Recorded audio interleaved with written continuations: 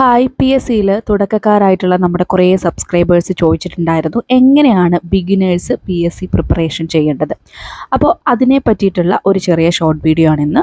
നിങ്ങൾ ചെയ്യേണ്ട കാര്യങ്ങൾ ഒരു 7 ഇമ്പോർട്ടൻ്റ് ആയിട്ടുള്ള പോയിൻറ്റ്സിനെ പറ്റി ഞാൻ ജസ്റ്റ് ഒന്ന് മെൻഷൻ ചെയ്ത് പോകുന്നുണ്ട്. ഇതിൻ്റെ ഡീറ്റെയിൽഡ് ആയിട്ടുള്ള കാര്യങ്ങൾ നിങ്ങൾക്ക് കാണണമെങ്കിൽ നമ്മുടെ ചാനലിൽ ഇതിൻ്റെ ഒരു ഡീറ്റെയിൽഡ് വീഡിയോ അപ്ലോഡ് ചെയ്തിട്ടുണ്ട്. ഓരോ പോയിൻറ്റിനെയും പറ്റി എക്സ്പ്ലെയിൻ ചെയ്ത് പറഞ്ഞിട്ടുണ്ട്. ഇവിടെ നമ്മൾ ആ ഒരു 7 ടിപ്സ് ഒന്ന് ഷോർട്ടായിട്ട് കൊടുത്തിട്ടുണ്ട്.